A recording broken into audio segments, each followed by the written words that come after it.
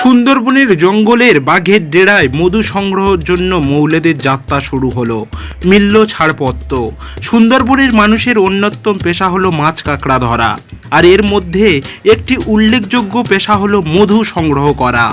সাধারণত যারা মধু সংগ্রহ করে তাদেরকে মৌলে বলে।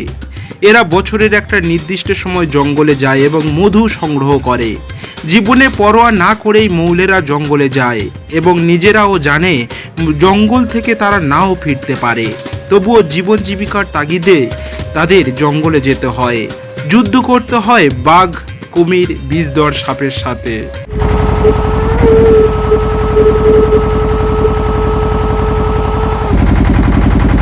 সাধারণত ফাল্গুন মাসেই হেতাল গাছে ফুল ফোটে এবং তারপরেই অন্যান্য গাছগুলিতে ফুল ফুটতে দেখা যায়। যেমন আষাঢ় মাসের প্রথম দিকে খলসে ফুল ফোটে, আর মৌমাছিরা এই সময় জঙ্গলে তাদের বাসা তৈরি করে এবং মধু সংগ্রহ করে, চাক পরিপূর্ণও করে। সাধারণত ফাল্গুন, চৈত্র, বৈশাখ এই 3 মাস মৌলেরা মধু সংগ্রহ করে। অন্য সময় জঙ্গলে মৌচাক থাকলেও তাতে তেমন মধু থাকে না, কারণ অন্য সময়ে জঙ্গলের কোনো গাছে ফুল ফোটে না। ফলে মৌমাছিরা মধু সংগ্রহ করার পরিবর্তে বাসায় বসে মধু খেতে থাকে। এছাড়া ফাল্গুন চৈত্র মাসে তেমন ঝড় বৃষ্টি হয় না, ফলে মৌচাকের কোনো ক্ষতি হয় না। আবার বৃষ্টি না হবার দরুন ফুলের মধুতে জলের পরিমাণ কম থাকে, ফলে মধু গাঢ় হয়। তাই ফাল্গুন চৈত্র এই 2 মাসই হলো মৌলেদের মধু সংগ্রহের উপযুক্ত সময়। আমরা এই প্রতি বছর না, এবছর আমরা প্রতি বছরে এইরকম মহলে যাই মধু কাটতে। তা আমরা মার কাছে আশীর্বাদ নিয়ে, আমরা মা বনবিবির কাছে আশীর্বাদ নিয়ে, আমরা নারায়ণীর কাছে আশীর্বাদ নিয়ে আমরা নদীতে যাই। তাই আমাদের বাচ্চা কাচ্চা সব ফেলে রেখে যেতে হয়, আমাদের খুব রিস্কের মধ্যে কাজ করতে হয়, যেতে হয়। তাই আমরা মধু কাটতে যাচ্ছি আপনাদের আশীর্বাদ নিয়ে বা বাবা মার আশীর্বাদ নিয়ে আমরা সবাই যাচ্ছি। মঙ্গলবার কুলতলির বিট অফিস থেকে 55টি দলকে পাস দেওয়া হয়। প্রত্যেক টিমে 5 জন থেকে 7 জন করে থাকবে। এবারে বন দপ্তর আশা করছে 10 টনের মতো মধু তারা মৌলেদের কাছ থেকে সংগ্রহ করতে পারবে।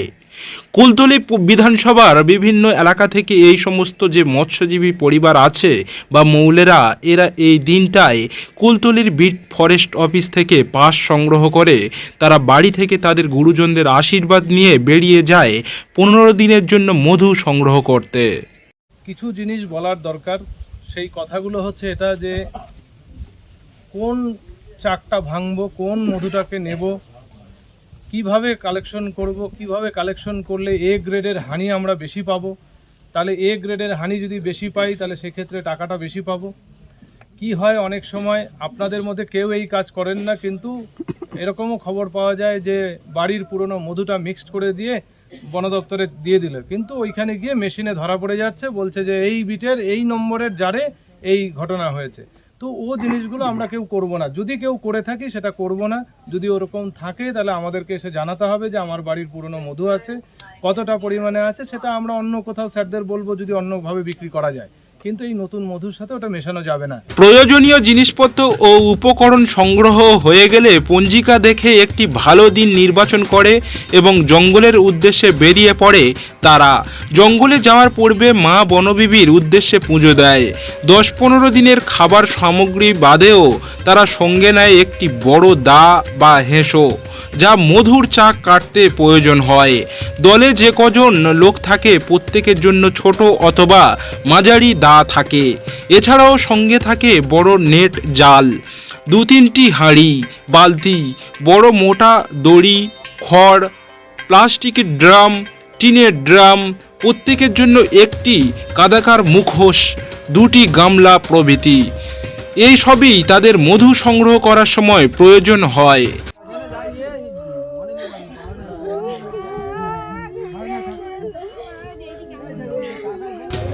মৌলেরা সাধারণত জোয়ারের জলেই গভীর জঙ্গলে প্রবেশ করার চেষ্টা করে। এদের জঙ্গলের পথঘাট সবই জানা থাকে, ফলে কোন পথে গেলেই নির্দিষ্ট স্থানে পৌঁছানো যাবে তা সহজেই নির্ধারণ করে নেয়।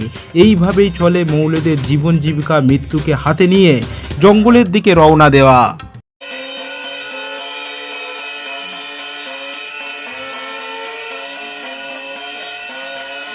বন দপ্তরের পক্ষ থেকে মধুর দাম নির্ধারণ করা হয়েছে। উৎকৃষ্ট মানের মধু প্রতি কেজি 275 টাকা এবং একটু নিম্নমানের মধু প্রতি কেজি 240 টাকা। স্বামীরা মধু সংগ্রহ করার জন্য গভীর জঙ্গলে পাড়ি দেয়। অন্যদিকে এই 15টা দিন গ্রামের মহিলারা সারাদিনে উপোস থেকে বিকেল সন্ধ্যা নাগাদ ওরা পান্তা খেয়ে থাকে। যতক্ষণ না ওরা বাড়ির পথে রওনা দিচ্ছে ততক্ষণ ওরা মাছ মাংস শাকসবজি দিয়ে রান্না করবে না। মহিলাদের সংগ্রহ করা ওই মধু বন দপ্তরের থেকে কিনে নেবে ওয়েস্ট বেঙ্গল ফরেস্ট কর্পোরেশন। সেই মধু কিনে নেওয়ার পরে প্যাকেজিং করে মৌবন নামে বাজারে বিক্রি করে তারা। ফরেস্ট কর্পোরেশনকে দেওয়ার পরেও মধু বাড়তি থাকলে তা বন দপ্তরের তরফেই বাইরে বিক্রি করা হবে। জনের মতন লোক আছে, তো সেইভাবে আপনারা বুঝতে পারছেন কতজন মৌলে জঙ্গলের মধ্যে যাচ্ছে।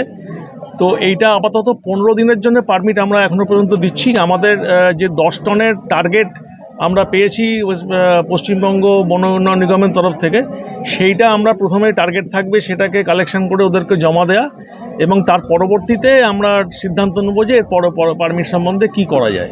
প্রতিদিন নিত্য নতুন খবর পেতে, এই বাংলার নিত্য নতুন খবর পেতে বিএনটিভি চ্যানেলটি সাবস্ক্রাইব এবং ফলো করে পাশে থাকুন। ধন্যবাদ।